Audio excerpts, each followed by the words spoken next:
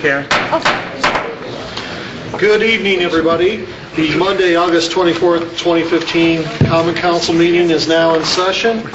Our invocation will be by Oliver Davis Jr. Let us pray. Dear Lord, we thank you so much for being here tonight. We ask you to grant us wisdom as we make plans for the city of South Bend. Thank you for all those who are in attendance tonight. In Jesus' name, amen. Amen. I pledge allegiance to the flag of the United States of America and to the republic for which it stands, one nation, under God, indivisible, with liberty and justice for all. Thank you, Oliver. Mr. Gordy, would you please read the roll? Sir. Mr. Henry Davis. Henry's here. Mrs. Shea.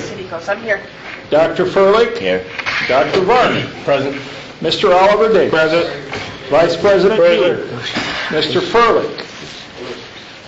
Gavin is not. Excused, absent. Okay. Councilmember White. Present. And President Scott. Present. 8 present. Thank you. Subcommittee on minutes, please.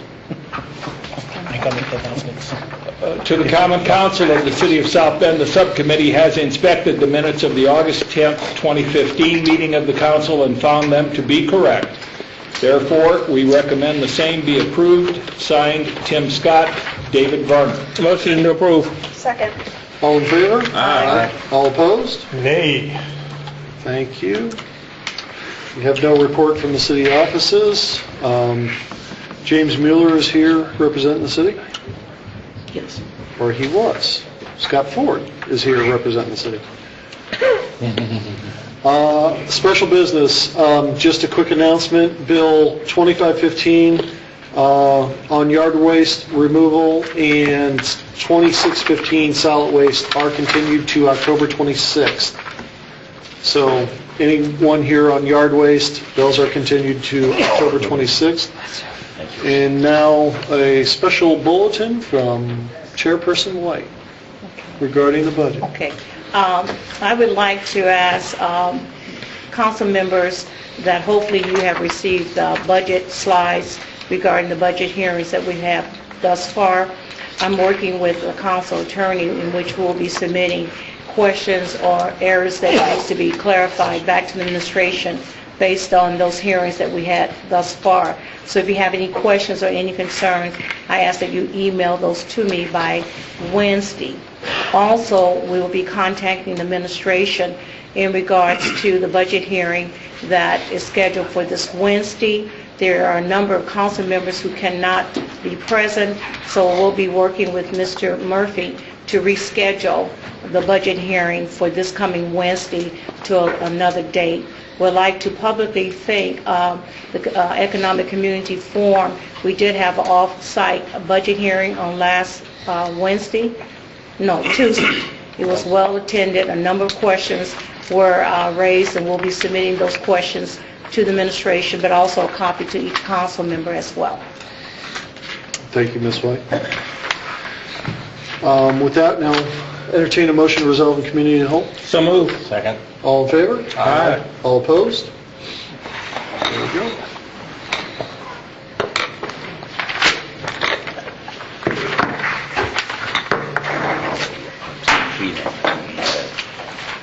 I would like to call the Committee of the Whole to order at this particular time. The Committee of the Whole is where the Common Council sits as a committee. The title of each proposed ordinance is read by the City Clerk, followed by a report from the committee chairperson of the Standing Committee, which held a public hearing on the bill. The chairperson will announce the committee's advisory recommendation. At this time, we'd like to entertain a motion regarding Bill 25-15. Would it be continued until indefinitely? October 26th. Till 26th of October. Second. It's been moved and seconded. All those in favor of the motion, may I hear your vote? Aye. Those opposed, the motion carries. We'll now like to entertain a motion regarding Bill 26-15. Move that Bill 2615 be moved to October the 26th and That. Just want to clarify to everybody, we did have discussion on that today, this afternoon, and so we are moving that. So it was discussion this afternoon. Okay, thanks. Okay. Is there a second to the motion? Second. It's been moved and seconded. All those in favor of the motion, may I hear your vote? Aye. Those opposed, the motion carries. I will now ask for a motion to rise and report to the So common moved. council. Second. It's been moved and properly second. All those in favor of the motion? Aye. Those opposed, the motion carries.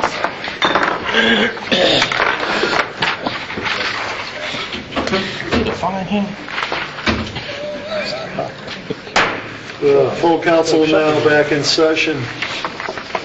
Kathy, no third readings? We'll move to resolutions. Resolution 1579. A resolution confirming the adoption of a declaratory resolution designating certain areas within the city of South Bend, Indiana, commonly known as 402 North Sheridan Street, an economic revitalization area for purposes of a 2-year vacant building tax abatement for Manufacturing Technology, Inc. Thank you. Presenter?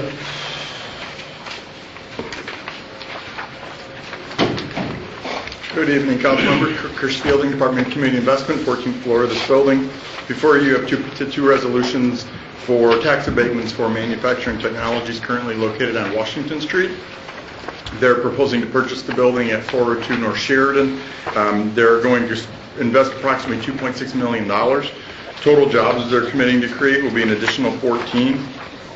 The total value of the 2-year abatement, which would be an exception to the local ordinance, total taxes to be abated would be $80,980. Total taxes to be paid would be $55,000. Remember, that's 100% the first year, 50% the second year, and then it returns the full tax value in the years after that. They're also requesting a 5-year personal property tax abatement with total taxes to be abated of $68,000 and total taxes to be paid of $81,000. And Michael is here from Manufacturing Technologies if you have any questions for Just a point of order, if I could recommend that in light of the update from Community Investment, we have a motion to hear both bills together, so it would be appropriate for a motion to hear 1580 for purposes of public hearing. So moved. Second. All in favor? Aye. All opposed? Okay, great. 1580. A resolution confirming the adoption of a declaratory resolution designating certain areas within the city of South Bend, Indiana, commonly known as 402 North Sheridan Street, an economic revitalization area for purposes of a 5-year personal property tax abatement for Manufacturing Technology, Inc. Go. Same thing? All right. Yeah. Yes. Would the petitioner please state your name and address for the record and just a brief, very brief summary of the two confirmings? My name is Mike Lehman. I reside in Granger, Indiana, and we're excited about this opportunity to expand our business in terms of manufacturing, building products for customer. We are a machine builder of high-tech friction welding equipment, but this focus for this expansion is making products for customer here in South Bend. Great. Council, any questions? Yes.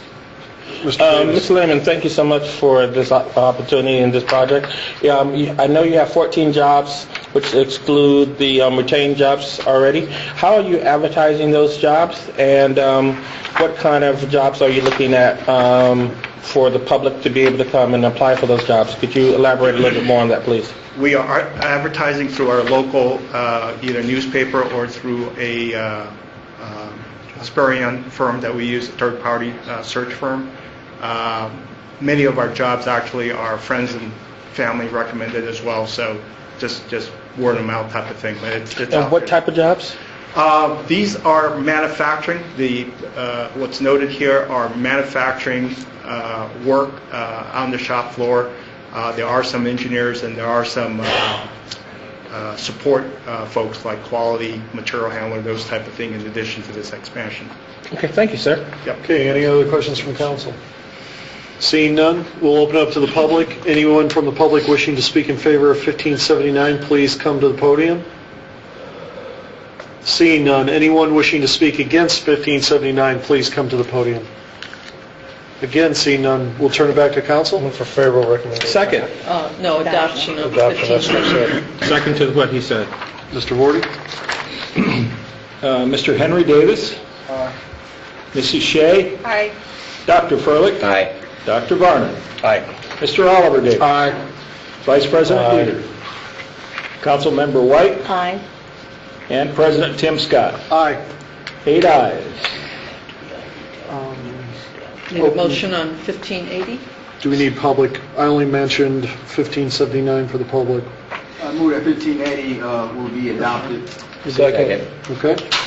Mr. Vorty? Mrs. Shea. Aye. Dr. Furlick. Aye. Dr. Varner. Aye. Mr. Oliver Davis. Vice President Dieter. Aye. Councilmember White. Aye. Mr. Henry Davis. Aye. And President Tim Scott. Aye. 8 ayes again. Okay, thank you. I'd like to make a motion that Bill 15-81 will be continued until September 14th as requested by petitioner. Second. All in favor? Aye. Aye. All opposed? Okay, thank you. First readings, Mr. Vorty, 4015, please. First reading on a bill of the Common Council of the City of South Bend, Indiana, amending Chapter 17, Article 1 by updating Section 17-4, addressing drain and downspout disconnection requirements. I move that 4015 go to Utilities Committee for second, third public hearing, second and third reading, public hearing for September 14, 2015. Second. All in favor? Aye. Aye. All opposed? 4115, first reading on a bill of the City of South Bend, Indiana, levying taxes and fixing the rate of taxation for purposes of raising revenue to meet necessary expenses of the civil city of South Bend for the fiscal year ending December 31st, 2016. Can I have a motion to send this to Personnel and Finance for second reading and public hearing on September 28th? So moved. And third on October 12th. So moved. No, second. 28th and the third on October 12th. And I second your motion. He seconded. No, you said so moved. I said so moved. He said second. He said. Thank you. He said second, he said so move. All right, You got it. all in favor? Aye. All opposed? 4215, first reading on a bill of the Common Council of the City of South Bend, Indiana, appropriating monies for the purpose of defraying the expenses of several departments of the civil city of South Bend, Indiana, for the fiscal year beginning January 1, 2016, and ending December 31st, 2016, including all outstanding claims and obligations, and fixing a time when the same shall take effect. Want to make a motion? A motion to send this to Personnel and Finance, second reading and public hearing on September 28th, and third reading on October 12th. So moved. Second. All in favor? Aye. All opposed? Okay. 4315, first reading on a bill of the Common Council of the City of South Bend, Indiana, appropriating monies for the purpose of defraying the expenses of the designated enterprise funds of the City of South Bend, Indiana for the fiscal year beginning January 1, 2016 and ending December 31st, 2016, including all outstanding claims and obligations, and fixing a time when the same shall take effect. I move that 4415, excuse me, go to health. Excuse me, go to Personnel and Finance for second and third reading. No, for just October. second. This is second reading, for second reading on October 13th. 12. No, No, I'm sorry. The motion- September 28th. Right. I'm sorry. Well, I move that Bill 4415 go to second reading. It's because it'll be third reading on October, okay? Second reading on September 28th, 2015. Third reading? Point of And third reading on October 13th, So move. 2015. October 12th. Council Attorney Sikansky, Oh, so my God. October 12th is Columbus Day. Is council meeting? Because, Yes, it is. so it is the third, it's the 12th. 12th. It's the 12th. Okay, thank The you. night before I, my birthday. so moved Henry's motion. Okay. All in favor? You got second? Aye. Second. Stop, man. 4415, We'll get there. First reading on a bill of the Common Council of the City of South Bend, Indiana, appropriating, adopting, and approving the South Bend Public Transportation Corporation's 2016 budget and levying the tax and fixing the rate of taxation for the purpose of raising revenue to fund the South Bend Public Transportation Corporation, South Bend, Indiana, for the fiscal year ending December 31st, 2016. A motion to send this to Personnel and Finance, second reading and public hearing on September 28th, and third reading October 12th. So moved. Second. All in favor? Aye. All opposed? Thank you. 4515. First reading on a bill of the Common Council of the City of South Bend, Indiana, amending Chapter 4, Article 4, Section 4-45 of the South Bend Municipal Code by including new regulations addressing mobile food vendors, mobile food vending vehicles, and updating restaurant regulations. A motion to send this to Personnel and Finance and second and third reading and public hearing on September 14th. So moved. Second. All in favor? Aye. All opposed? Thank you. Unfinished business. A motion to strike Bill 2315. So moved. Can I have a question on that, please? Pardon me? Was that by, who asked to... By the petitioner. Which was, who was the petitioner on that? The Runyons, okay. Thank you. Second, so moved. We got a motion and a second. All in favor? Aye. All opposed? Thank you. I have a question regarding Bill 3415. What date are we looking at doing that one? On which bill? The 3415, the one we're at now? Bill 3415. We were looking at September 28th Okay. and third reading October 12th. For the bill number 2? 3415. Okay, that's good. That's March. Yeah. Mr. Vorty. Yes. 28. He doesn't Oh, need to no, read it. okay. No, we just need a motion on 3415 to send it to the Zoning and Annexation So the Committee. 28th? Second and third reading, excuse me, second reading and public hearing the 28th. Third reading October 12th. Okay, so move. Second. All in favor? Aye. All opposed? Thank you. And Bill 3515, send it to Zoning and Annexation for September 14th. So move. Second. All in favor? Aye. All opposed? Thank you. Bill 1915. This bill is recommended that second and third reading, public hearing be set for October 12th and send it back to the Health and Public Safety Committee and the Community Relations Committee. So move. Point of order, Yes. if I might. To date, we have a bill with regarding this in number only and identification only. No, this bill had first reading. That was This is the right. bill that Councilmember Henry Davis filed. Okay, then we'll stick to that date. Okay. We need a second. I so moved it. Yep. We haven't gotten a second. He was the point of order. I'll second his moves. Thank you. All in favor? Aye. All opposed? So can we state that it's going to be on the, just one more time, when we're going to have a discussion on that? Again, it'll be committee meetings prior to that, I'm assuming. That's correct. We'll be on October the October 12th. 12th. Okay, I know a lot of people are here for that, so making sure that they're, that's in the afternoon at 3:30. Okay. Unfinished business? We're moving to new business first. No, we still have unfinished. Oh, yes, unfinished. I'm sorry. That's okay. One, could you find out when the mayor will be coming to these? I know that we had... Yes, It's not specific, but there's a lot of questions that I think we need to ask publicly of that, and some follow-up questions, because they're at the meeting today with Chief Teachman. Apparently, the police department doesn't have a plan to deal with all the panhandling and the people standing out, and the mayor was going to have a plan, so I wanted to hear that publicly for that. That's one thing. Secondly, I'd like to thank Councilmember Davis because there's an issue with a bar on the west side, Henry Davis, I'm sorry. I know. Well, you too, But, Henry Davis Jr., that kind of got lost in the shuffle of city government, so everything's been working because the council, and specifically Henry Davis, and we were able to get other people to do their jobs and go after something which was out of zoning. Permits weren't there.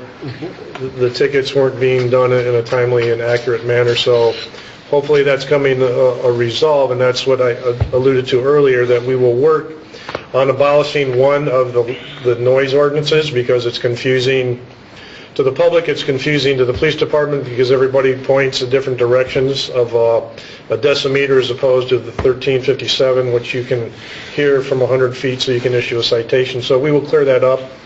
But again, thank you for the community because you bring that to us, and this council is very good when you contact us to follow, because this person had this issue since last November, and it hadn't been solved. So again, I thank Henry Davis Jr. for helping out, because I think we're coming to good closure on that, something that's good for the neighborhood, but citizens don't have to be up late after 11 listening to loud music bands and so on. So that's all I have at this present time under unfinished business. President Scott. Anybody else on unfinished? Nope, we're good. Councilman Dieter, I will reach out to the mayor and request him to be here at the next meeting, see if he can make that. Are we on live yet? Did that get cleared up? Oh, yeah, that's, no, thank you for, again, under unfinished, if I may, President Scott, Yes. and I don't know, I think we contract with WNIT at about $45,000 a year to show council meetings. The last two meetings were not televised. I know Karima Fowler reached out to WNIT. They apologized, but they did not show them. Therefore, I'm prorating the $1,800 a meeting that they didn't show. So I'm asking you and the council if they are in favor of asking them to reimburse the taxpayers, the city of South Bend, $3,600 for the two council meetings they did not show. Okay. So I'm putting that out there. Fair, and I agree. Okay. You put that in the letter, or how are we going to do it? I will put that in the letter. And again, that's something we need to look in the budget, and I don't know specifically what's written in the contract, because even the cost of that is absorbent, so. Okay. All right, we'll look at that and do a letter. Thank you. Anything else? No? Are we live tonight? Are we live tonight? Does anybody know on Comcast? We are. Cool. We are. We're always up on city website, so. All right, thank you. Okay. Under new business, any I've new got some new business? I got some new business too. Start with Mr. Dieter and work our way down. Okay, thank you. I don't know the process, but there was a issue at a high school football game in Michigan City on Friday night. I think unfairly, Washington High School has taken the brunt of what they termed as a brawl. I can tell you from coaching and being in Michigan City for 2 years when we coached there, that, and if you understand the game of football, you understand the referees, the city of South Bend and Washington High School always got hosed by the officials there. And in the context of a football game, the officials are supposed to control what happens on the field.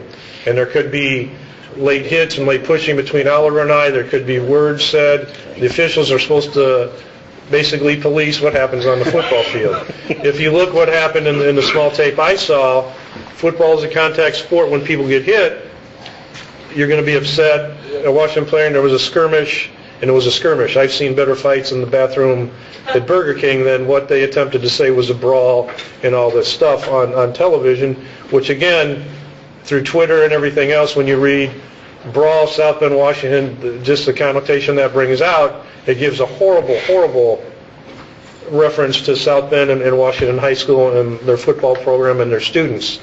And again, I don't know what we can do as council members, but that then, whoever reported that, it gets put, it's in the Indianapolis Star, South Bend had to cancel a football game because of a brawl. Well, like I said, the Washington team didn't leave their side of the field. As a matter of fact, at the start of that, some of their players were going back to the line of scrimmage, and for whatever reason, they let a policeman decide the game was over, And if the policeman is not there to police the football field, that's for the coaches and the official.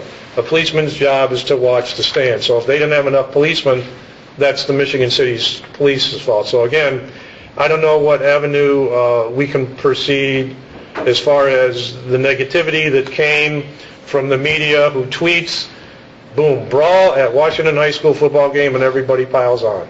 I know Henry had done a lot in just the same type of negative comments and the negative stigma that South Bend has endured the last couple of weeks, from the 1.5 to a fight downtown with the youth. So again, I'm just pointing it out there from a perspective of a coach who's been at that field, who knows what goes on there. And South Bend, Washington High School, South Bend community got a horrible rap over something that should have never got out there as, look what South Bend is doing again. It was just bad for however that came out. And again, I can tell you from experience, South Bend schools at Ames Field playing Michigan City have always gotten hosed until the last time we beat them when the receiver had over 300 yards. But again, I hope that I don't know if we can write a letter to Washington High School, to the football team, tell them we're behind them.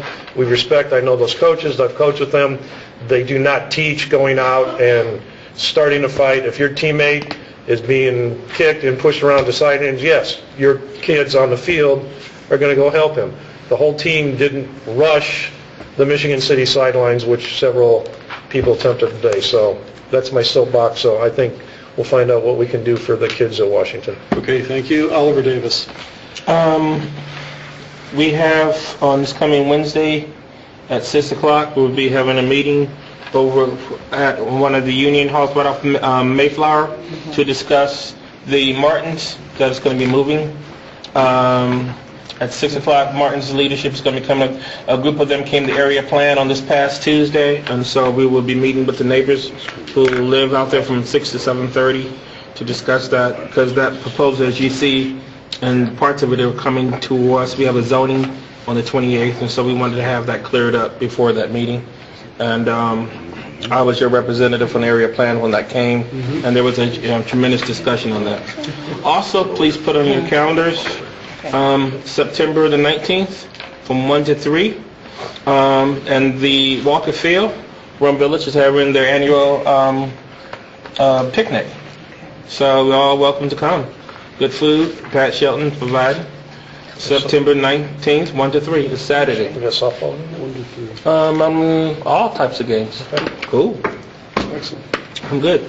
Cool. All right, thank you. Anything else, new business? Henry, anything? No, sir. Okay. All right, thank you. We will turn to the privilege of the floor. This is the portion of the council meeting where members of the city of South Bend or elsewhere can come and speak about anything that they would like to that was not on the agenda tonight. So nothing on the agenda tonight. You will address the council.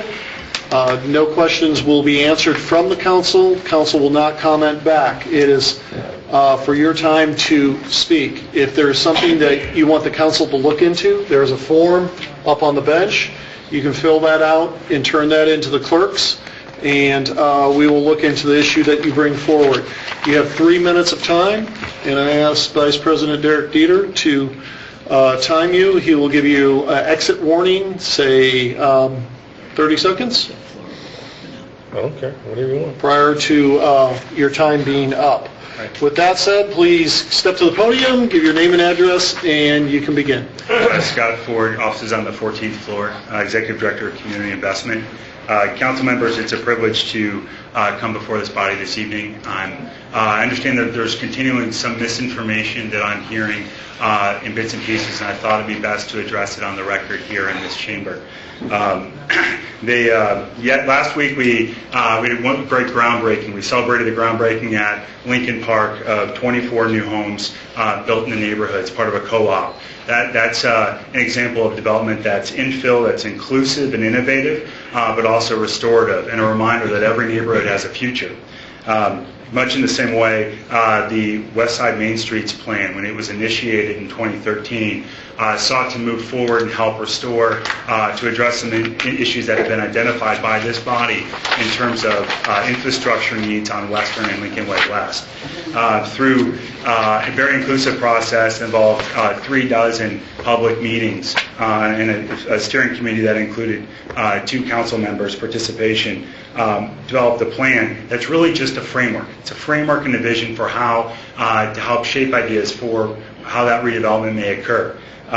Very specifically, though, we understood that there was concerns for lack of retail, no Main Street condition of properties. Our response was to create the facade matching grant program and initiate that. We've also hired and staffed a business development associate, Jacob Alexander, who's focused just on these 2 main districts. Issues about trash and lack of maintenance, code issues. We've initiated the ambassador program. Issues about access for transportation. We're adding bus stops. They're in the process of being installed. Issues with lighting. We've initiated Light Up South Bend. Issues for resources. We've expanded the TIF. Unclear traffic pattern and issues with safety, and we've addressed that through revised striping and other matters. They want to make it very clear, because I continue to hear this misinformation. There's no eminent domain, and there's no interest to displace any existing homeowners. There is one of the illustrations does illustrate a park as an example of how an area that's predominantly vacant could be reused. But that's one of many options, including a number of infill properties. More importantly, any future development that were to occur in these neighborhoods would be a part of a public process.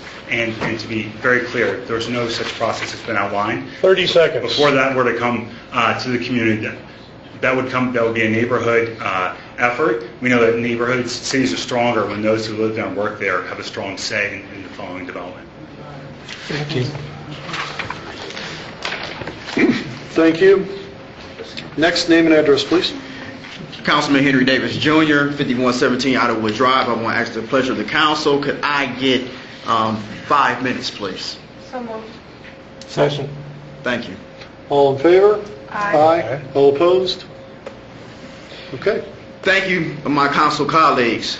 First, I want to recognize the members and the residents from the South Park area. Will you please stand?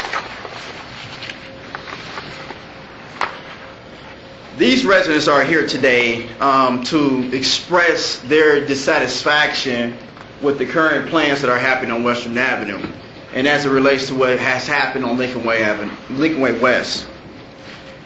After a number of meetings, I feel compelled to speak for them because I represent them and I work for them. There has been a number of thought processes that have gone out to say that a number of meetings has happened, and quite certainly those meetings have happened.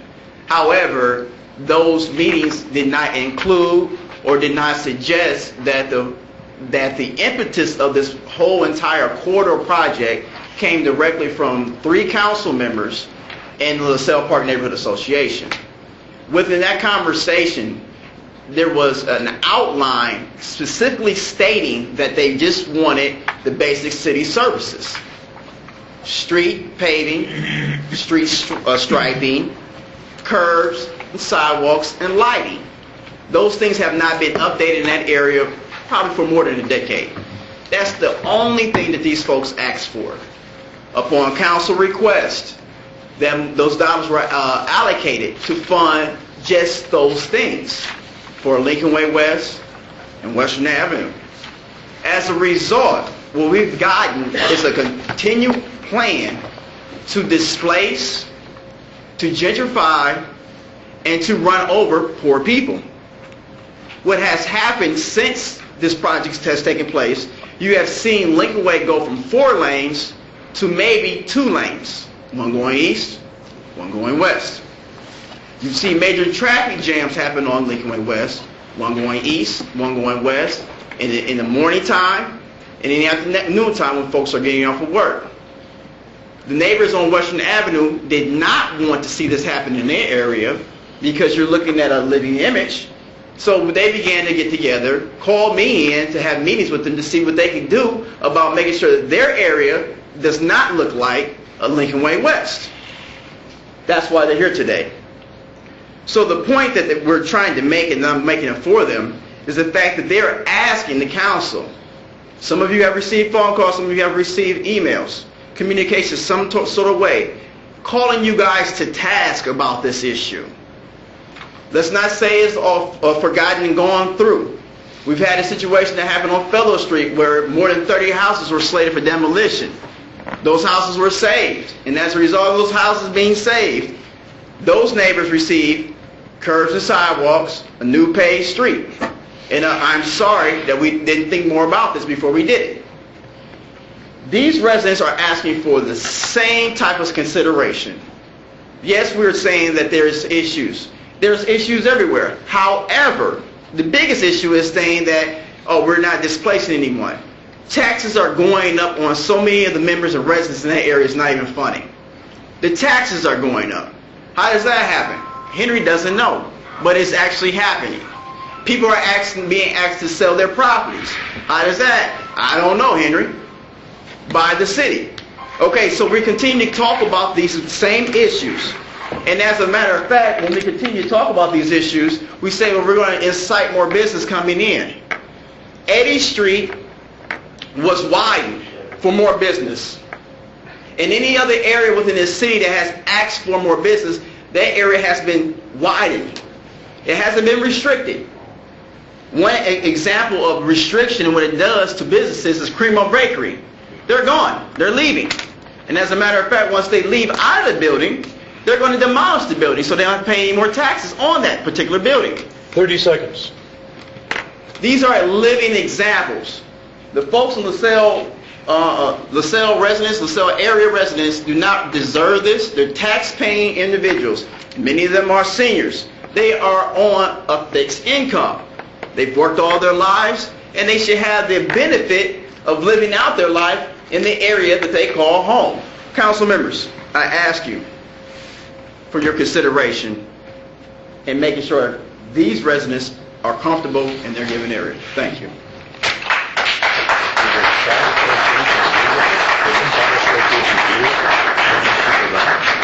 Next, name and address, please. Jesse Davis, P.O. Box 10205, South Bend, Indiana. I come tonight in light of the issue that's been all over the news media about this Ashley Madison website and the hacking and emails that were supposedly put out there in public.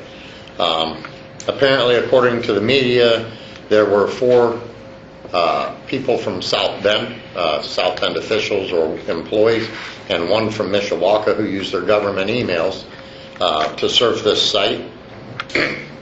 The news media hasn't released the actual email addresses or the names at this point, but I have a major problem, and I've talked to, there's been a lot of discussion on community websites about this issue, and it seems that the major concern with everybody is if these folks were in fact surfing this website or other websites during business hours on city equipment, so on and so forth. A lot of people take issue to that because they should be doing a job that they're being paid to do.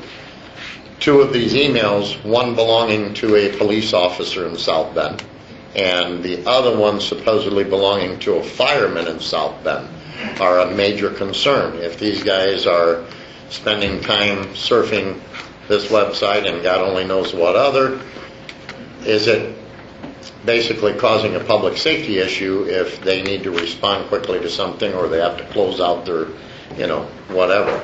So I am asking that the council do the right thing here, and if the council doesn't want to, obviously I will.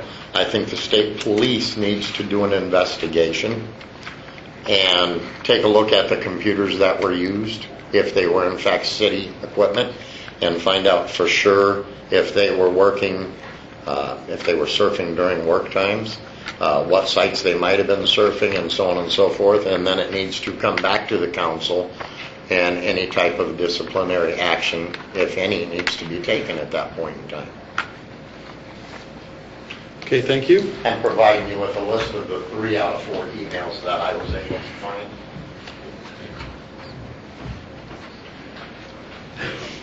Okay. Go ahead, sir. Name and address, please. My name is Mario Sims. I'm the senior pastor, Doulos Chapel, 608 South St. Joseph Street, South Bend, Indiana. I have to tell you that, coming here tonight is not something that I relish doing. I'm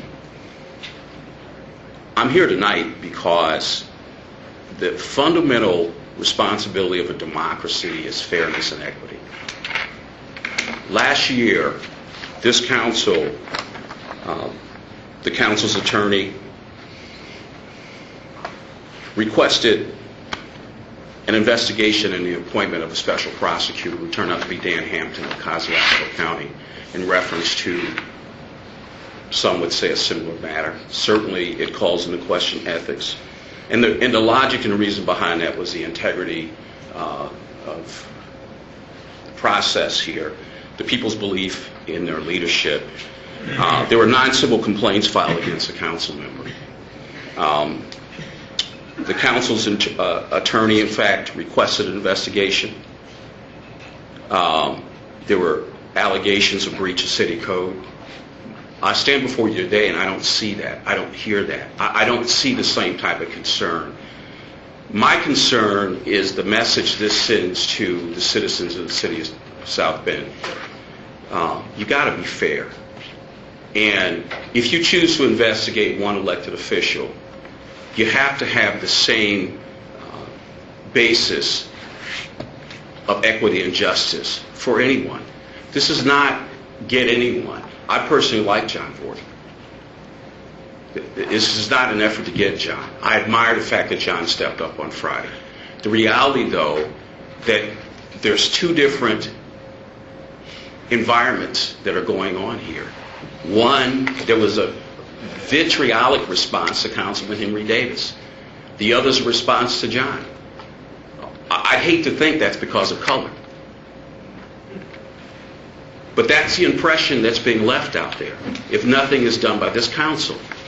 And I think that any time we have the integrity of the system and the integrity of elected officials called into question in such a way where city equipment is alleged to have been used, the council's response has to be the same. Unless you want a situation in this city that people begin questioning the integrity of the justice of this city. That's certainly a slope that we don't want to slide down here. 30 seconds, sir. So I just come today asking that you search your hearts and you search your consciences about what happened here a year ago with Councilman Henry Davis. And if you thought what happened with him was right, then I think you should do the same thing in this situation with the other elected official. Thank you. Thank you. Name and address, please. Jason Benicki Critchlow, 3822 West 4th Street. I'm going to ask the council for 6 minutes because I got a couple issues I'd like to touch on. So move. Second. All in favor? Aye. All opposed? Thank you guys very much. The first thing I want to touch on this evening is the Western Avenue Corridor project. I appreciate Scott coming here, and as he's done many times in the media, he repeats, the 30 plus meetings, trying to prevent the disinformation. This is an outline, this isn't a plan. The smart streets are 30% safer than the traditional 4-lane streets. Yet this summer we've already seen 1 fatality on Lincoln Way Avenue since we went to the smart streets. I'm scratching my brain to think the last time we had a fatal traffic accident on Lincoln Way prior to this. They say it's an outline, not a plan. They're already sending out letters trying to get the houses over between LaSalle Park and Harris's purchased, where they've outlined that they want soccer fields, but they say it's just an outline, not a plan. If you're trying to purchase houses, you're obviously ready to move on to that next step. You're already thinking beyond the scope of where you're at now. Again, what we want is to not have the bottleneck of traffic that we already have on Lincoln Way. I sit at Western and Olive as is 3 times for a rotation of a light, and I don't want to be backed up all the way from Olive to Walnut either at 8 a.m. or at 5 p.m. when we could bottleneck down to 3 lanes all the way down Western. We still have plenty of traffic on Western Avenue, and we need 4 lanes to move that traffic. It's not a matter of not being grateful for some investment over there. We need it. We need freshly paved roads. We need new sidewalks. We need new curbs. We need new lights. But let's take this one step at a time. Let's get the road paved first. They're already starting to stripe with, at least on Lincoln Way they repaved. On Western, they're striping before they're even thinking of paving, which means they're going to have to go back, repave it at some point, and then restripe it just to get us up to date on a road that's already pothole-filled and falling apart. So let's try and take care of these one step at a time. Let's get the roads fixed. Let's get the curves. Let's finish phase 1 and listen to the public when they say, we don't need 3 lanes, we need 4, before we move on to phase 2. Now, for the second thing I'd like to talk about today, one of the things going on right now in the city hit the news, I think it was yesterday, talking about the new dispatch consortium. I think here, before we rush any farther into this thing, we need to sit back and say, right now we're doing a big thing badly in the city and in this county. We have a situation where we're losing dispatchers almost every other week. I spent 5.5 years as a corrections officer. Some of these people are my friends. Some of these officers out on the streets I've known 10 plus years now. We're talking public safety here, and we have, when we get to the new building, things will get better. Well, how about we sit back and put together a full plan and say, how are we going to take care of our people? How are we going to make sure that the public safety comes first? Not some guy's vision for a new system to track information that's going to make call times longer, that's going to slow down the process for everybody. Let's make sure as we go forward that we've got the right people in place to lead this project. Are we mandated to consolidate dispatch centers? Yes. But we have a perfectly good working one in South Bend. If the county of Mishawaka want to go on with the consortium, let them. But right now we still have a working dispatch center in South Bend. And I think until we have good leadership in place there and a good plan in place, maybe the best thing for the city of South Bend is to say, you know what? We're going to wait another year, stay in our own dispatch center. We've got to, so we're down to the federal mandate. And when you have real leadership in place, a real plan on how to take care of the people who take care of the public at probably the worst moment in time for most people when you make that 911 call, then we'll think about joining your consortium. But until then, you know what? We're just fine by ourselves right now. Thank you. Thank you. You owe us 2 more minutes, Mr. Benicki. No. Next, name and address. Tony Trenka, 139 Camden Street, South Bend here. As far as this Main Street, this project they got on the board, it concerns me. It's going to crowd me right out. It's going to surround me. I'm in the 100 block of Camden. I'm not included in this thing, but I'm surrounded by it. About 2 years ago, I received some letters from the planning committee or somebody, I don't even know, development, or I just threw it in the trash because they were asking me about my vacant lots, what I wanted to do with my vacant lots. Well, I consider it my yard. It's not, I don't consider anything I have there vacant lots. I just consider it my yard. I have a big yard. I have 4 lots. So I threw that, I kind of laughed about it, threw it in the trash. Fast forward this spring, I get my assessments. 3 of those lots, my house sits on 1.5. 3 of those lots, the taxes have been assessed now at 150%. No, 2 of them at 150, 1 of them at 160% more. So that's more than 2.5 times the assessment. So I've got it under appeal right now. But I feel that this project right here and this stuff that's going on Lincoln Way or in Western is just the beginning, and the phase 2 calls for coming into my neighborhood. And it says right here on page 105 of this thing, pilot project implementation tasks 3, LaSalle Park expansion. Item 3, then you go down to A, right on the list of item 3, property acquisition. Now, they say they're not going to come after our property and they're not going to displace us. But when they jack your taxes up 150, 160%, I feel like they're coming after my property. And I don't like it. I want to stay there. I don't want this park to be expanded. I don't want all these apartments and all this crap they're thinking about putting in here. And I'm going to work to do whatever I can to stop this.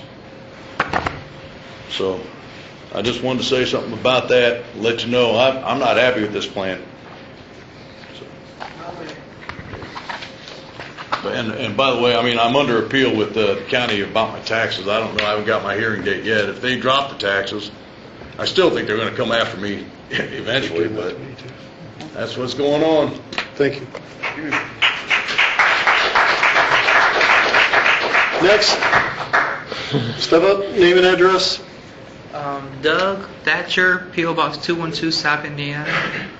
I just want to talk about what Henry Davis talked about and the other guy, the Western Avenue project that is closed, Liberty Street, Camden Street, and the cones everywhere. I live right in the middle of that. To me, it's like a war zone. In my opinion, poor planning, done too late. It should. School's out, school's back now. Why isn't it done? What's taking so long? I just think the system's being milked. The taxpayers are being raised to pay for that, and I feel like it should have been done. Why start when school's out 2 months later or a month and a half? And it's like the buses, they're hard to take over there and rerouting, and people are upset. I just think that project is that's suppressing the city, and it's depressing to see that in your front of your house, and when you're renting over there, it's like, what's going on? Like, I never saw a city in my life in 20 years that had roads like that bad for a major street. It shouldn't look like that. Have any of you guys walked past and seen it? They're digging for something, and they're working slow and working late in the day and stopping early in the day. They're just milking the taxpayers, I'm young, and I see it, and I have pictures on my phone and video. If you guys want to see any pictures, how it looks as of yesterday and today, it's terrible. I just think poor planning, and I don't know who's to blame for this, the workers, the mayor, someone. It's not Davis's fault. He's trying to help us, but it's just terrible. Can you guys do anything to fix it, speed it up, get it done? School's back. The buses probably run late. I have kids that live in South Bend too, and they're young, but they live in that area of South Park, and it's like I see that in the front of where I live. It's like it's depressing. The city's been suppressed for years since the Buttigieg administration, president, mayor. That's all I have to say. All right, thank you. Next, name and address, please. Yes, Johnny Byers, and I live at 714 Camden Street. I'm actually there as a caregiver to Miss Florrie Wright, who lives in that residence, and she's 96 years old. I have a big complaint about the whole thing because if you've really done your planning, we are a college town. No way Lincoln Way should have been 3-lane. When 85 Plus come in and you see that little accident we just had, it's going to be a lot worse. You've taken away the street lights. Nobody can stop on timely fashion because they don't know who's pulling out. Those people have been wronged. I live on the west side, been there, be 58 tomorrow, walked Western Avenue, seen it when it was businesses. Never have you ever seen bicycles riding up and down Western Avenue because they were heading to out of town, to Highway 2. Nobody would do that. Safety-wise, you didn't widen that one, and you should have definitely widened Lincoln Way. I don't understand the logic. He says it's good innovation. I say it's bad for the public and the community. Harrison School used to be right there on Western. God, thank you, it's back a little further now. Because how much tragedy we would really have had it been a little bit closer. So you guys better get on your thinking hats. It's not working. It's not right. You're losing lives. And I think you should see that. That's all I got to say. Okay, thank you. Name and address, please. Kelly Jones, Republican candidate for mayor, Manor Drive, South Bend, Indiana. I want to actually touch base on part of what Henry was talking about with the Western Avenue. While driving down Lincoln Way last week, first bicycle I've ever actually seen on that road, had traffic backed up 3 blocks because he didn't want to pull over because according to the lanes, he belonged in the same lane with the cars. We had to wait till he decided to turn. For 5 blocks, I had to go 10 miles an hour. Do you know how deadly that could have wound up being for him? Chicago, and then you say you did your work on checking to see where this idea worked before and all that other mumbo jumbo you fed everybody. Reality is, I go to Chicago constantly. They have the best bike lanes in the world. They're right next to the sidewalks. They're safe. They're not in the roads with the cars. They're riding next to the pedestrians that walk right along with them and have never had a problem with anybody getting run down. Why didn't we do that? We could have left 4 lanes and still had the bicycle lanes and the sidewalk lanes. It would have been safe for everyone. And you can still do that. You want to fix Lincoln Way West up. Make it look good. Make the roads safe for not just cars, but pedestrians for motorcycles. Lord Almighty, I've seen a couple of my friends have dropped because of the road conditions on the west side. And it can kill a person on a motorcycle quickly. Bicycles aren't any better. They hit a pothole 3 inches deep and it can kill them. Get them off the street. It's a very simple fix. Okay, thank you. Next. Name and address. My name is Carl Steen. My address is 16350 Parkwood Court, Granger, Indiana. I'm the pastor of Saints Memorial Church of God in Christ. It's right in the middle of the Western Corridor. And I found out just recently from a local pastor, I guess I hadn't been keeping up on this, but he showed me some plans that were had townhouses and apartment buildings and all these things right next to our church, eliminating our parking. Our property goes all the way down to Jefferson Boulevard, and of course these designs were on our property. And I was really curious as to why I had heard nothing about this. Even across the street, there's a townhouse in this drawing, and then one of our neighbors, a young man who had purchased some property and built his house there, keeps his property really nice. His house is completely gone. We've been at that site for at least 65 years. We don't really plan on moving, but what they've got planned is unacceptable. We have a lot of local people in the community that go to our church, senior citizens. My own mother-in-law lives on Dundee, and the church is accessible to her because it's close. I grew up on Meade Street, John Byers will tell you, and moved on the east side, so I know some of the issues in the neighborhood. But I just really don't understand why we weren't contacted, why we haven't been included in any of the planning, why we haven't been able to get access to the information, and people talk to us about what we need instead of what they want to do, but what the neighborhood needs. And I just think it's a complex issue, and we have to take the time to do the right thing in the neighborhood for all those people who are involved, and not just try and make some financial plan where we have this many townhouses, this many apartments, and this is how much revenue it's going to bring. I just think necessarily somebody's missing the boat on how you handle this. I don't know who this guy is, but maybe he needs to take a look at including everybody in the process instead of just 30 seconds, sir. Throwing something at us and telling us you got to lump it or leave it or like it or whatever. Thank you. Next, name and address, please. Hello, I'm Rhonda Richards, 1020 Clover Street, South Bend, Indiana. And I haven't been here speaking for a little while because you guys had passed an ordinance. Then you tabled it, which didn't make sense, but you at least passed it first on the ethical standards of this committee and what's going on. And now we have Tribune articles about John Vorty and this hack of what happened with Ashley Madison. So I'm back again asking for ethical standards and moral standards to be exhibited by our elected officials. The fact that this occurred on a city-owned computer really bothers me. The fact that an elected official being in office and claiming not to know how to get on the internet when he's in office that's supposed to post the minutes onto the internet is really, really disturbing to me. The fact that if he doesn't know how to use the internet, he still can use his curiosity to find the site after he saw it in newspaper or magazine ads is disturbing to me. The fact that even though he was single at the time, he was looking to break up a marriage by dating someone who was married on this site is very disturbing to me. I was very disturbed with the things that happened with Henry Davis Jr. in the past year and a half or so. And you guys have settled that and tabled it because you don't want to be held accountable. Well, I'm sorry, now you need to be held accountable again. This is not acceptable for you as elected officials, It's not acceptable for our children to see.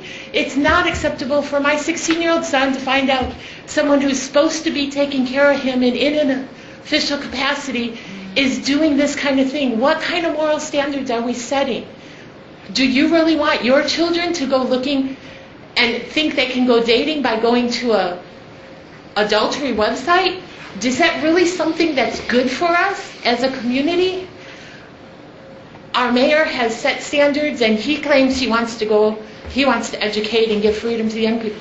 I'm sorry, I don't want his kind of freedom. I don't want his standards pushed down my throat. And I don't want the ethical standards that some of these, you guys as a board member and you guys as elected officials have been portraying for my children either. I'm very upset and disappointed, and I'm very, very disappointed. I thought we could trust our elected officials. I thought you would have some dignity and some ethical standards. And I'm sorry that a city the size of South Bend in Indiana can't show that to me. Thank you.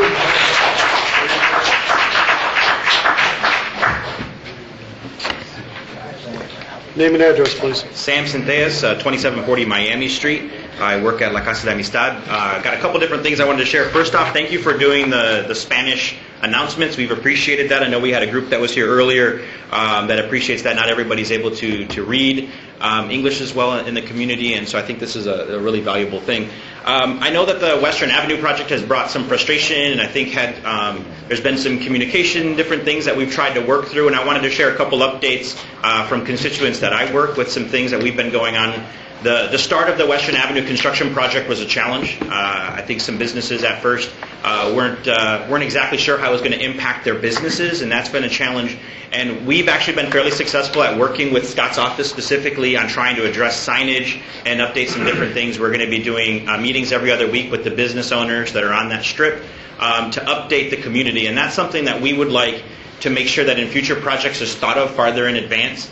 To think about all those issues, because we've got people that are coming into that neighborhood that don't necessarily know what businesses or what streets to turn in, and so some of that we're getting solved, but in the future making sure that we work through some of that in advance. The other comments about the 3 lanes and different parking configurations, I know for the business owners that I work with on Western Avenue through the Latin American Chamber of Commerce are excited to see the on-street parking and some of the changes that are coming on Western Avenue. And I think that's a major challenge that I think any city has or elected officials have, is you can't please everybody, and I get that that's a challenge. But we also want to be able to sit down at the table and talk about what these next phases will look like, because we know that the street's happening and those changes are in place, but all the future development of housing and what's going to happen in that area is up for debate and for discussion, and we want to be involved and find ways to work together so that it doesn't have to be trying to be a media spectacle in order to get your voice heard, but that we're able to all come together at a table and work and get proper announcement on meetings so that we can actually be involved and participate versus hearing about them hours before they happen or after the fact. And so then we can actually come together as a community to try to work through some of those issues. Would be helpful for myself and the constituents that I work with in several different capacities. And then the last piece really to share is that we are excited for the change that's coming, and we hope folks are still coming to the area, so we're trying to promote businesses 30 seconds, that are in that area. So if you have not been to some of the restaurants, ice cream shops, the grocery store, they are open for business, so please make sure that everybody knows that. The construction is tough on them, so please visit them as often as you can, and we look forward to working with people on constructive solutions. Thank you. Thank you. Please step up. Name and address, please. Peter Helen, 751 West Ewing. I'm only up here because I was listening to Councilman Dieter bring out the WNIT was not filming a couple of these. And I'm with Public Access Michiana, and we're just concerned that our Channel 99 is going forward. So I'm going to be going down to WNIT tomorrow and just talking to Nick Ramirez. To make sure that, and one of the things I wanted to say is South Bend has been chosen to as the place for the regional meeting, all the states around this area in April, and Alliance for Community Media has chosen South Bend to be there where they're going to hold their conference. I went to the conference up in Lansing, and it's quite exhaustive. They have 3,000 public access stations around the country, and they have a headquarters in Washington, D.C., and he was there at the Lansing. So I'm going to be priming the pump a little bit so that South Bend is aware that they're coming here, and I don't want you to get discouraged, about Channel 99. That's all I'm saying. Cool. That's all. Thank you. Name and address, please. Patrick Mangan in 1919 South Michigan Street. I'm here as the Executive Director of Citizens for Community Values of Indiana PAC, and I am disappointed to be here tonight.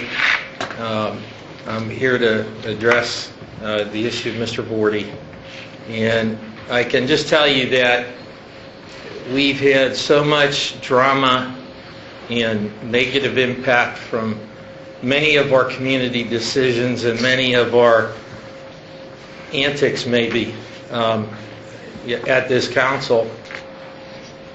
And this is not the kind of thing that we really need to take South Bend forward. I've known John for a lot of years, as I've known several of you for a lot of years. And so, it's never it's never a thing that we're eager to do, to come and criticize or to come and ask for that accountability that must be there.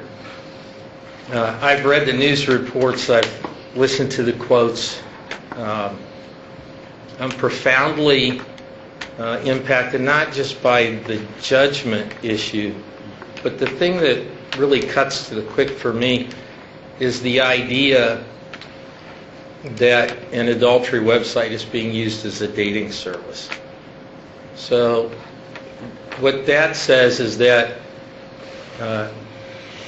that John was willing to ruin the fidelity of another marriage for personal gratification. So I'm empathetic to John as a man, but as a potential city councilman, as a city official, I think the right thing for him to do is to resign. And I think the right thing for him to do is to abandon his candidacy for the city council. And furthermore, I'm calling on Jason Critchlow to ask him to resign if he doesn't.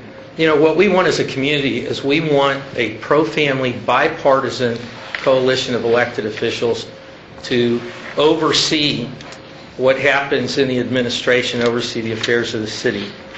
And unfortunately, at this point, I don't think that that's going to be best served by having Mr. Vorty stay in his position or hold his candidacy. 30 seconds, sir. So that's what we're here to ask. And I think that the challenge is that we have to hold ourselves to a higher standard. It isn't always about how far we can go and get away with something.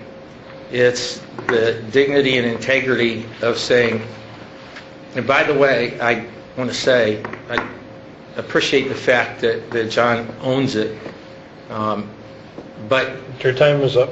The way you have to own it is resign. Thank you. Next, name and address, please. Good evening. My name is Lynn Collier, 4900 West Washington Street, South Bend, Indiana. I'd like to take the position of reporting to you the advancement and what has happened on Western Avenue. I travel Lincoln Way West too, and up until this point in time, I can travel in a very slow pace, and I get to where I'm going in a timely manner, but it's in between the hours, and I make sure I don't come back that way if it's after a certain time.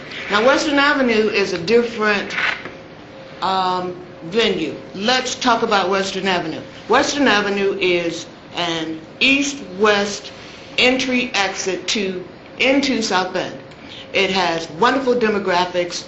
You can go north and south. Now, I've lived here all my life, And I've been told in 8 of the 30 meetings that you've had in designing it, that it was never a 4-lane highway, which we know that, but that's the way it has always been driven.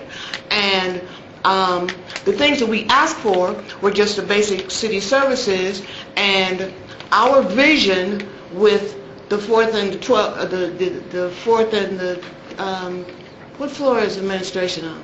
14. Well, the 4th floor is this floor, and the 14th floor, and the visions, they're not coming together for all of us that are in concern with the best quality of life for everybody, a win-win situation. Now, the 4 or 5 businesses on Western Avenue have empty lots next to them, and it was suggested that that be used for on-street, to park on the side of your businesses, and if there's an overflow, let it be limited. The meetings that I attended, and I didn't count all of the ones that the community development group gave, but they didn't talk about the specifics, what came out in the booklet after the fact. It was always what we are going to do, and it was always news. Now, I don't know exactly what phase we're in. I'm glad to hear that we're going to come together and talk with Martins, and I guess some of the questions regarding that is going to be, what about the P&A? 30 seconds, ma'am. I'm just glad to hear that collaboration between the multicultural, diverse groups out there, we're willing to all sit down together and talk about living on the west end of South Bend together. Okay, thank you. Next name and address, please. Sharon Benicki, 3822 Ford Street. I had a friend who wanted to come speak to the council tonight. Unfortunately, she's stuck in traffic on Lincoln Way. She sends her regards. I know another business owner that had 2 spots put in front of his business on Western. Talked to him just the other day. I said, so how are those 2 spots working for you? He says, nobody will park there. They're afraid to. Everybody knows it's a 4 lanes. They park there, they get hit. Scott Ford talks about the 30 meetings they had beforehand. Nobody knew when and where. I don't know where they were advertised. We keep hearing about these meetings after the fact. They're not advertised. You talk about the budget meeting last week. It wasn't advertised. So that's my next point. You have all these meetings, you want input, but do you really want input when you're not letting the people, the affected, know when and where? I went to a meeting at West Side where they talked about Western Avenue. I was supposed to be put on the city email list. A couple other people there took my email. They says, we'll let you know when the next meeting is. I'm still waiting. And then after the fact, you hear about these meetings. I've heard that there's many budget meetings coming up, but nobody knows when and where. Pardon me? I mean, they're just, you want to advance yourself as technology savvy. You want to say you know how to do everything on the computer, and we're going to cut out paper, and we're going to do this, and we're going to do that. You can't do anything on that city website in less than 3 clicks, and the general rule on computers is 3 clicks and out. If you're not there in 3 clicks, history. You need to fix this website so that the meetings are easily found, so that the people know when and where to be. We shouldn't have to chase down our council people to have one-on-one discussions with them. I like it, I enjoy it, but if I don't stumble on you by chance, nobody knows what my complaints are. You've got some wonderful things you've done in the city. Valerie Shea did the animal ordinance. I've called animal control 3 times, telling the dog next to me lives in the garage, and they're like, yeah, so? 30 seconds, ma'am. Give us a way to meet with you when you want us to meet with you concerning our issues, Western Avenue, the budgets, things like that. Thank you.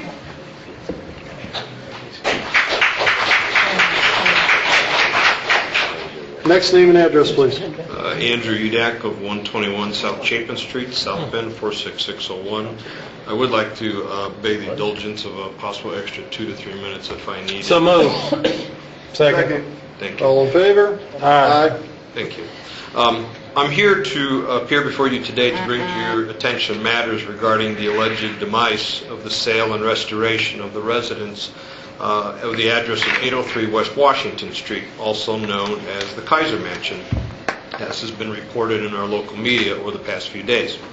As a neighbor and resident of the West Washington District, as well as a taxpayer in the city of South Bend, I feel compelled to turn to this body tonight to formally request that the South Bend Common Council and/or its various committees request and demand answers to questions raised by various documents related to the recent sale of the home to Trent and Leah Runyon and the events noted above.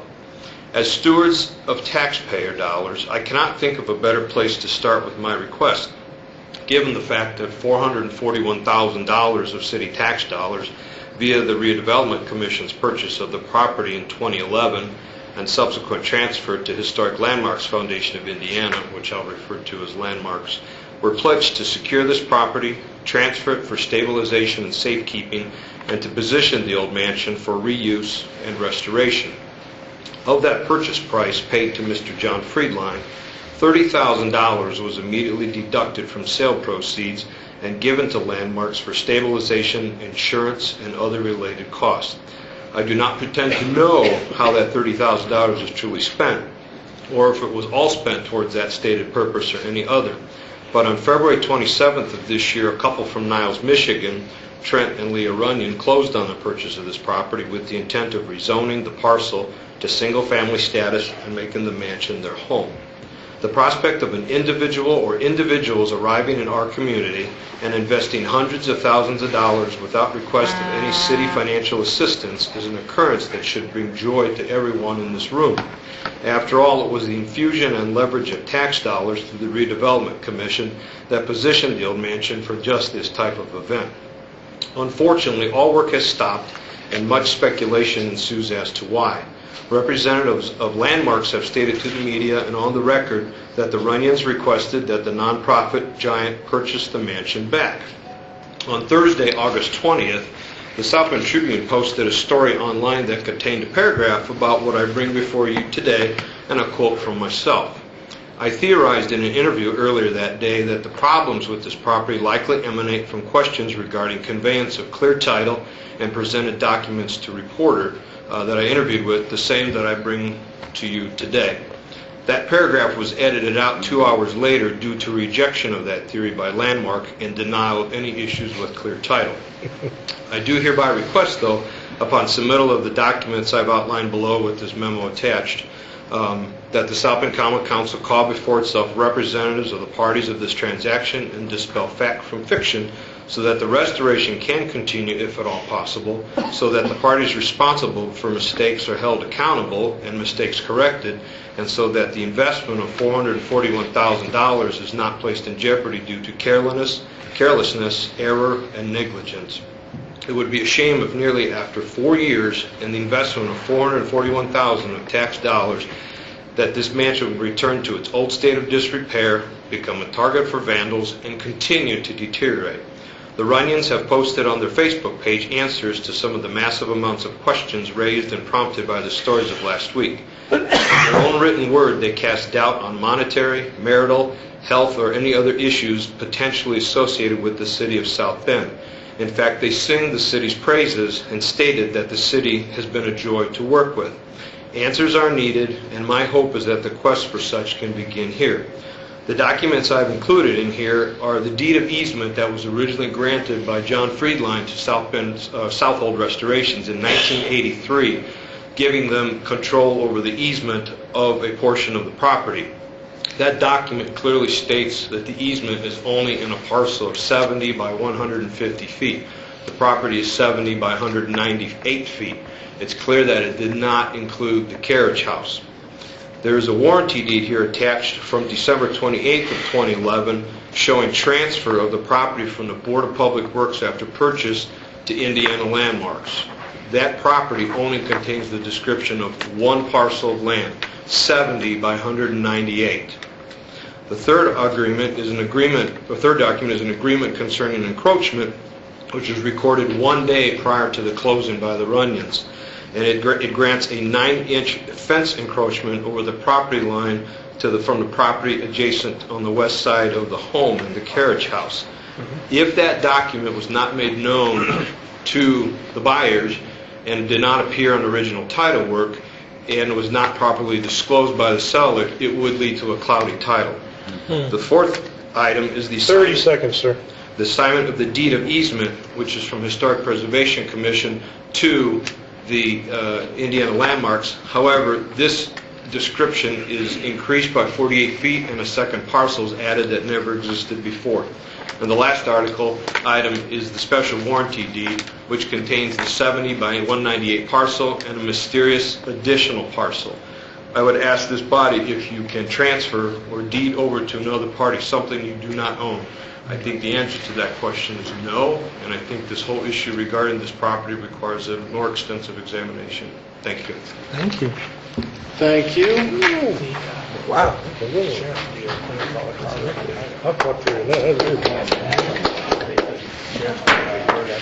Henry Davis Sr., 215 North Sheridan, South Bend, Indiana. Just briefly, with all the things that are going on in the city of South Bend, Chase Tower, dilapidated streets, we're not getting what we want. One side of town is being widened, other side of town is being restricted. We can deal with that. But what we can't deal with is how we cut one another. The Bible says, the first one of you that is without sin, throw the stone. We done throwed enough stones. I've watched how my son has stones thrown at him, and people only went by what the media put out there. Half-truths. You better start investigating these things for yourself before you make a judgment. And when you make a judgment, make sure it is a righteous judgment. Thank you. Thank you, sir. Next. Name and address, please.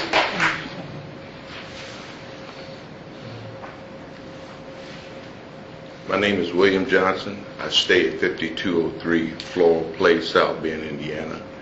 I find it a privilege to stand before this council because I feel that you all are really an integral part of the development of this city, which is big.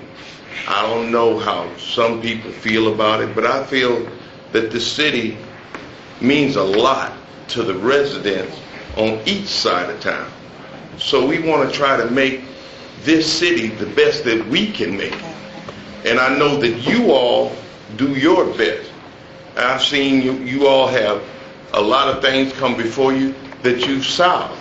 I see you all have a lot of things come before you that you haven't solved, but you're putting forth an effort. I would like to,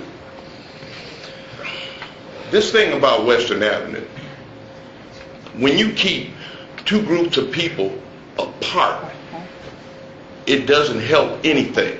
Amen. See, if we can't sit at the table with our Hispanic brothers and sisters and solve this thing together, what use is it? We have been kept apart. I don't know why. I have no idea. I hate to say it's a racial issue. I don't want to say that, but it seems like it is. Anyway, Western Avenue, if you come past the baseball stadium when there's a game, you can't get through.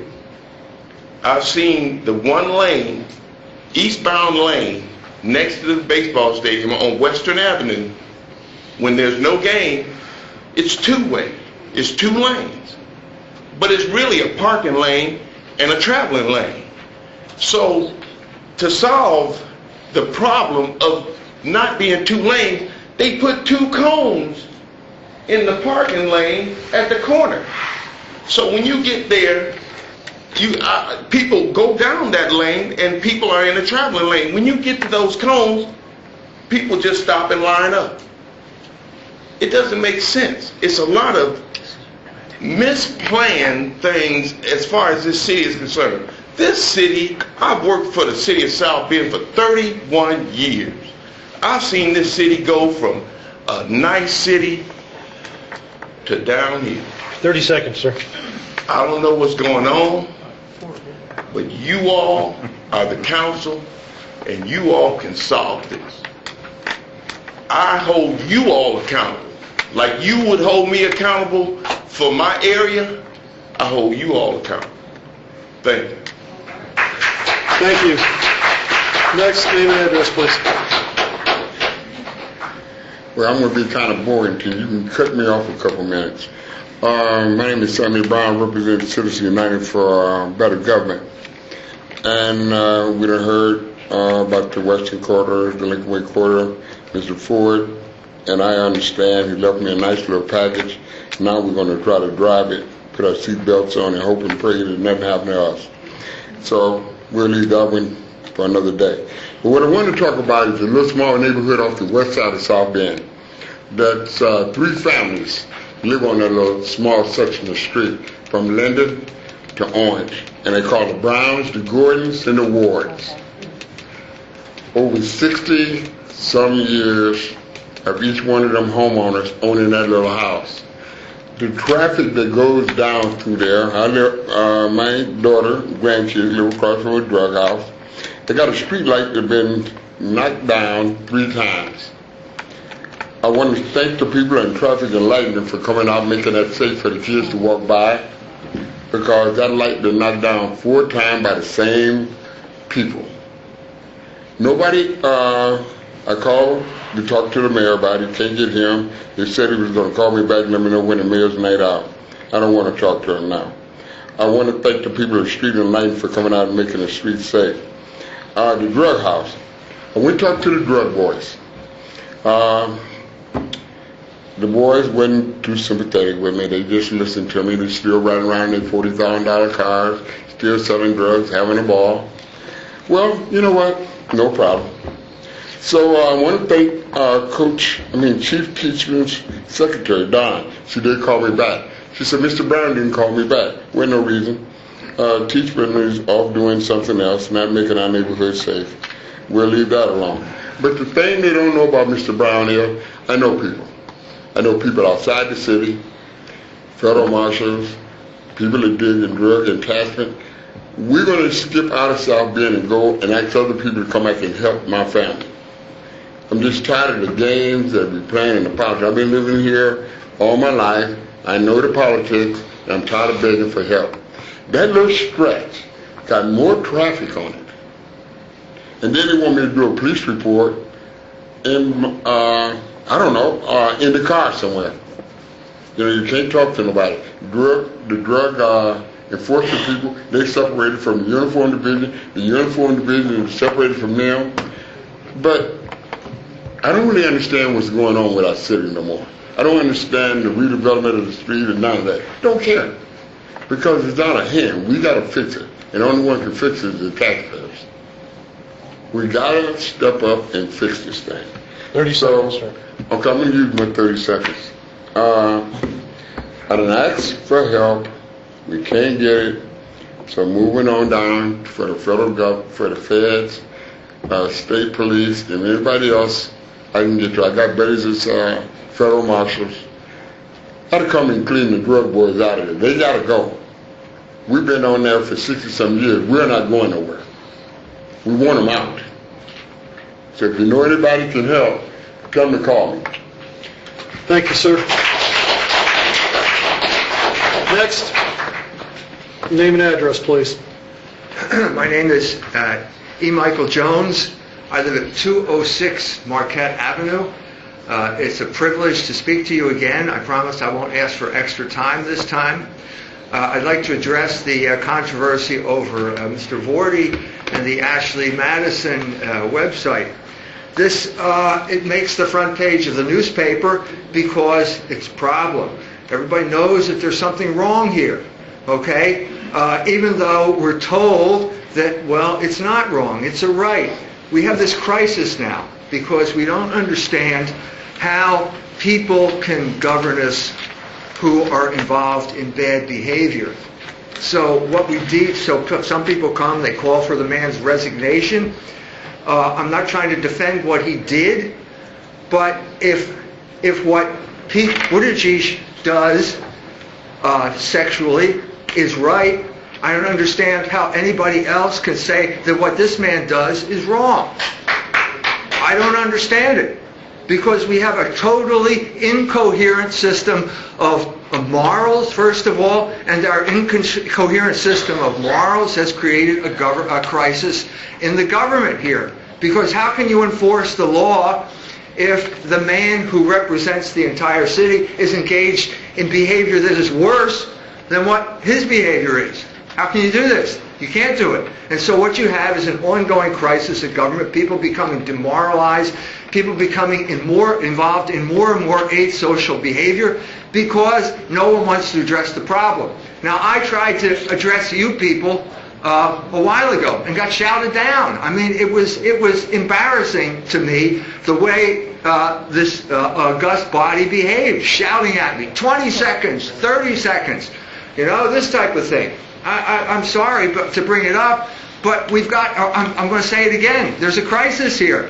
And you can sweep it under the rug and you can say, okay, we're just going to deal with grass and how high the grass is going to grow, but there's something bigger here and we have to address it. Thank you.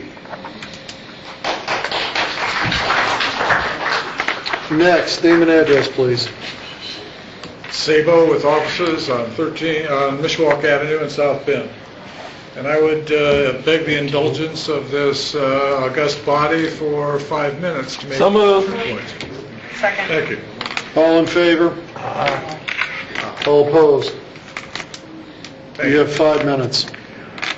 First point is, I see on the agenda that discussions of taxes are coming up and moving distribution of funds. Sir, one minute. Kathy, this was on the agenda. Is it something that we're allowed to talk about? No. Well, It's not.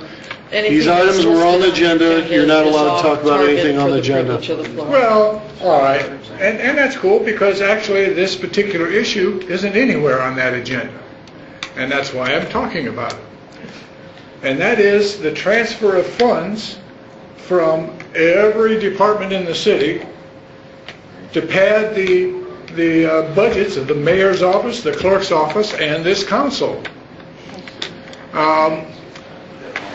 Being conducted as a skim of tax money that should be going to satisfy the needs of the taxpayer, but are instead fattening the budgets of those offices to the tune of some 65% of their total budget. Now, this is nothing more than an underhanded extortion to get their hands on money that they don't have to account for to the taxpayers because it's coming out of the budgets of all these other departments who have to give up, on the average, at the last calculation, 3.2% each of their total budgets. That is given up as tribute to these three offices for administrative functions. Now, I cannot believe that the mayor's office spends 65% of his time providing administrative duties to every single department listed here evenly at 3.2% each. Nor do I believe that is the case for the clerk's office, and I'm darn certain it's not the case for this council.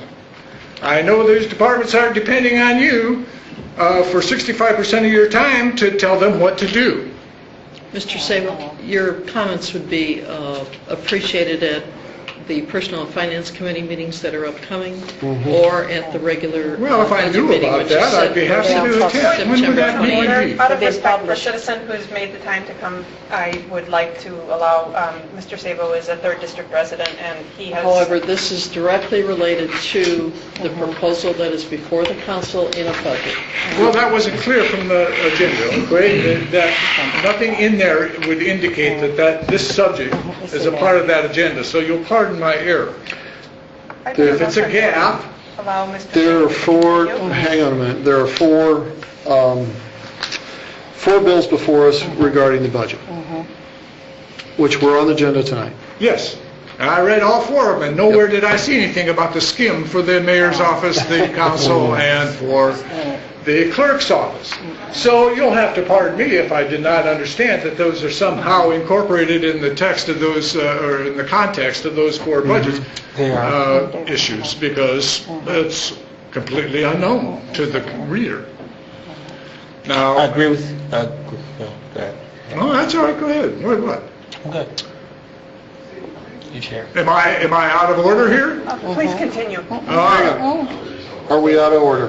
I'm asking for a legal. We're out of order, sir. I am? Yes, you are. And we are happy to have you come to the Personnel and Finance Committee meetings, which are public. Yes, when would that be? So, When exactly would that be? Since these meetings never have publicity.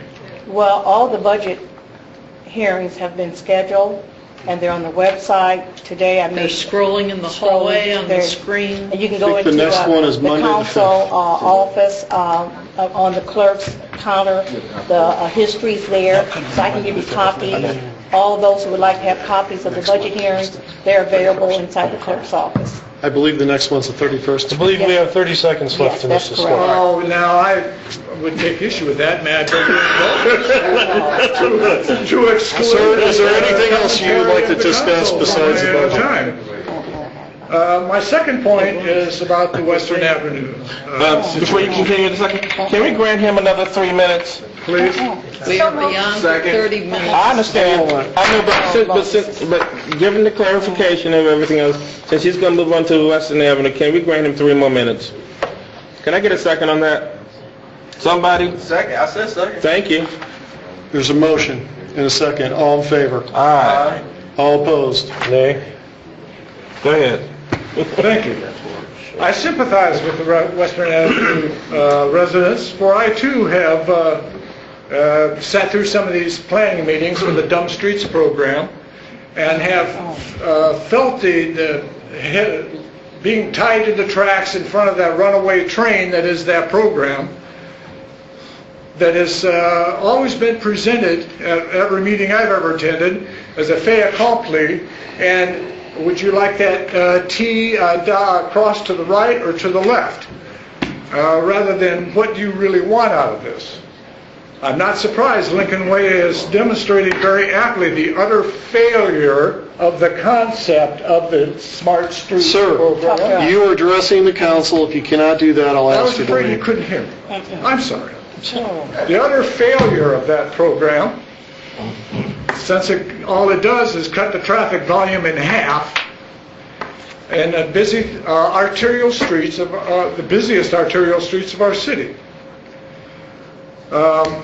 Mr. Ford is less than truthful as usual about the inevitable outcome of the current grand plan, that went unsaid during the entire push for the Dumb Streets program. They didn't mention the fact that everybody's property taxes were inevitably going to rise, that Western Avenue and Lincoln Way are both going to be subjected to pressures of gentrification that will drive out existing residents, and that the price of getting simple infrastructure improvements is to live with gridlock for the rest of your life. This administration is all about grand plans. They're also about grand plans of fad, fashion, fancy, and whimsy, none of which have anything to do with what the taxpayers need or want. These issues about the new trucks for the trash department is more of the same thing. Being bulldozed by that, we've got to have those robo-arm trucks so we can lay off workers in a city that desperately needs blue-collar jobs, and make everybody conform to what is convenient for us, not what is good for you as a taxpayer. I'm done. Thank you. Thank you. Seeing no one else. Motion to adjourn. Thank you both. All in favor? Aye. All opposed? Okay.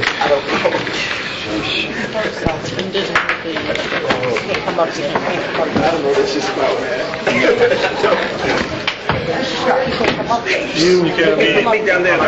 Hey, gotta meet on this. Meet the him on the floor. Nope. On the floor. For security, we meet on the floor.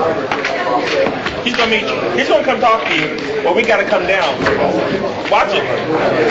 We're gonna come down, y'all. You can come up here. You know what? We're gonna have to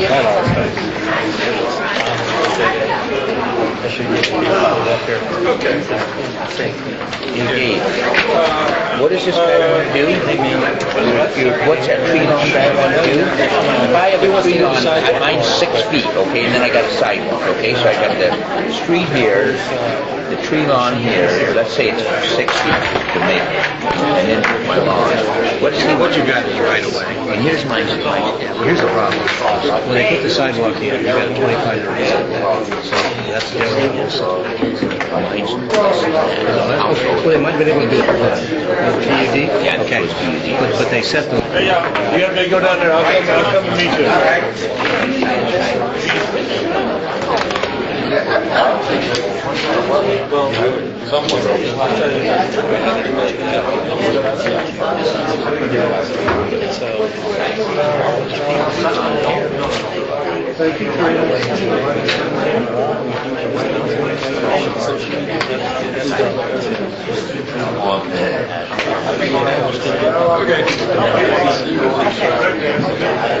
Yes, sir, Mr. Davis.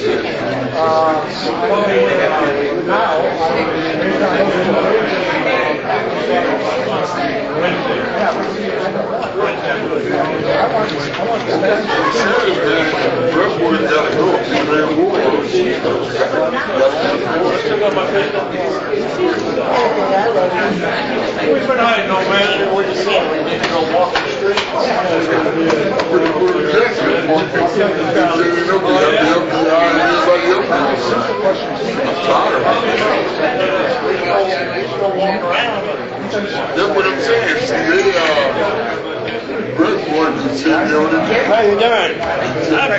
God bless you. Thank you.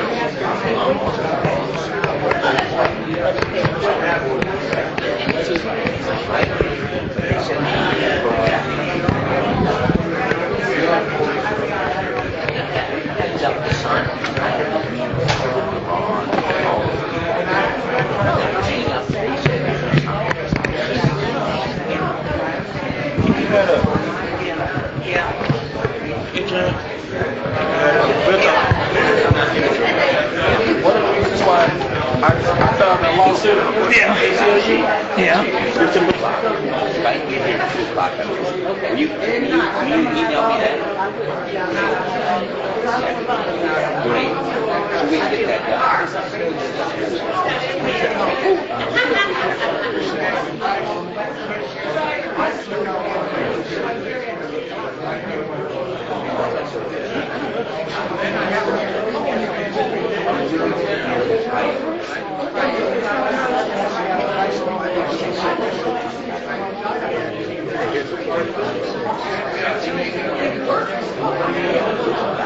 Today's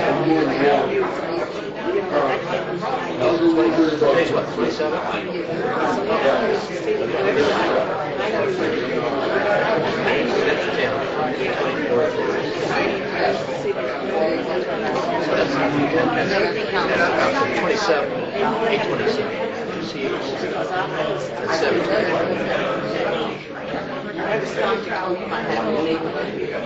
See, I don't need 827 there. Okay, that's 827, so the other one would have been 815, right? 813. Send those two. Would you?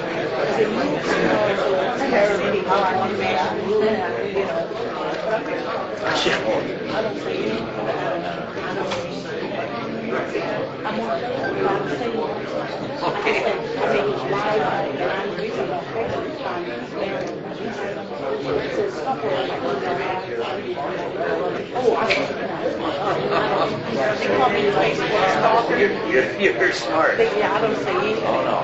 So is everybody gone? Thank you, Karina. This stuff is Well, huh? so much animosity. Well, everybody has their individual changes. Well, Not that's everybody. So, it's just, and then too, you know, Scott and everybody, it's all supposed to be. He said that. But it's just, Okay. is his email messing up too? No. Tomorrow. What time? I gotta look at my calendar. I go, he'll be late. It's late because I'm gonna have Greg come down. Okay. Let me when I go in tomorrow, I'll email you. Email me. Okay. I'll have him down here with you because he was gone already. Okay. He has to what's this?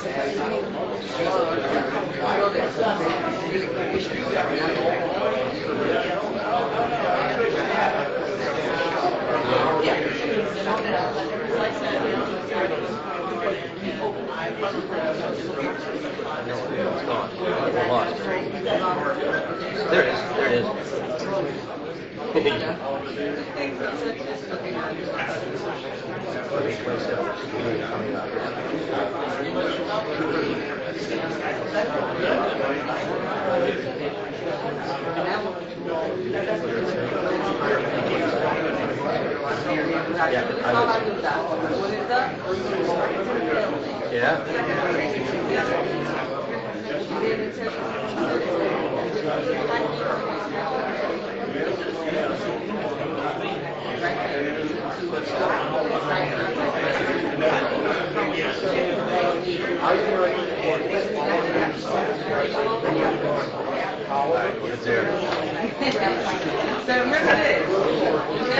All you guys, if you're trying to, all you gotta do is find mail. I'm okay. If I had to save it and then resend it. Right, no, we ain't got to do none of that. Just hit the mail button and I got it. Thanks, Bill.